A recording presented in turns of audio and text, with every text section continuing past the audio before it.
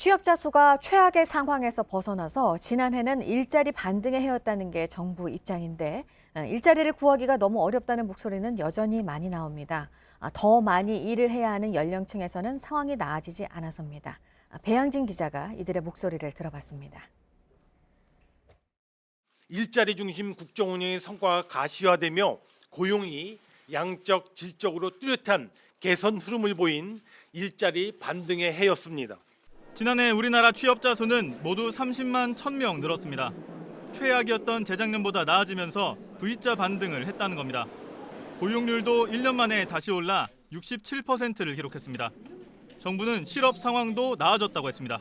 전체 실업자 수는 2013년 이후에 처음으로 감소 전환했으며 2013년 이후 지속된 실업률의 상승 흐름도 멈춰섰습니다.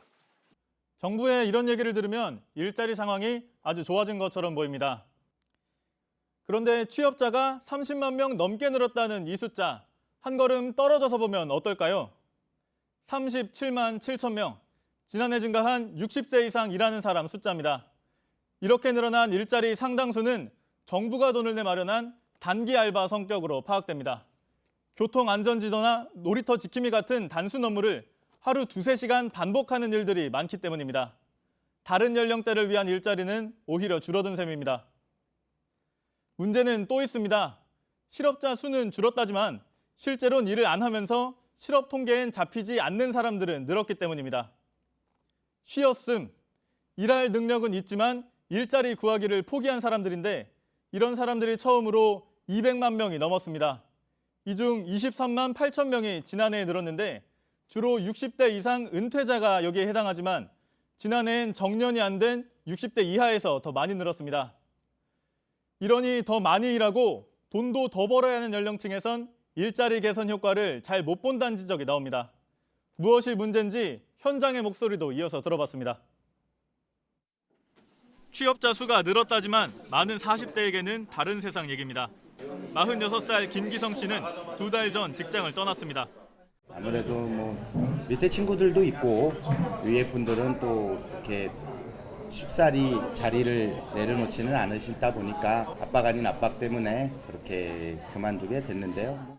다른 일을 찾기는 쉽지 않습니다. 이력서를 열람하시는 곳도 많긴 한데 실질적으로 면접을 보러 와라 이런 데는 없더라고요. 지금도 충분히 일할 수 있으니까 크게 실망하거나 그러진 않는데 녹록치 않다는 거는 좀 더 느끼고 있죠. 김 씨 같은 40대의 고용률은 2년 내리 떨어지고 있습니다. 일하는 사람 수도 16만 2천 명 줄었습니다. 주력 산업인 제조업 일자리가 8만 개 넘게 준 탓이 큽니다. 정부는 3월까지 40대 고용 대책을 마련하겠다며 실태 파악을 위한 준 전수조사에 착수했습니다. 정부는 여성 일자리 정책도 잘 되고 있다는 식으로 말하지만 여성의 경력 단절은 여전합니다. 2018년 미혼 남녀 고용률 차이는 1.6%포인트였습니다. 그러나 결혼을 하고 나면 차이가 27%포인트까지 벌어집니다. 아이 기르기와 직장 생활을 동시에 하기가 여전히 어려워서입니다. 직장맘이 퇴사를 하는 중간 교반의 위기가 있는데 그게 이제 아이가 어릴 때랑 그다음에 초등학교 입학했을 때라고 하더라고요. 그냥 너네는 알아서 해라 이렇게 느껴지니까 좀 막막하고. 임신과 육아를 돕는 정책도 발표됐지만 아직도 부족하다는 반응이 많습니다. 정부는 육아휴직 1년과 별도로 근로시간 단축까지 1년 더 보장해주겠다고도 했습니다. 하지만 이미 육아휴직을 다 쓴 사람들은 대상에서 빠졌습니다. 임신 중에 육아휴직을 당겨 쓸 수 있게 하겠다고도 했지만 꼬박 1년째 국회에 막혀 있습니다. 다시 일하고 싶은 여성 이렇게 광고를 하더라고요. 보면서 좀 되게 아이러니하다는 생각이 드는 거예요. 계속 일하고 싶은데. JTBC 배양진입니다.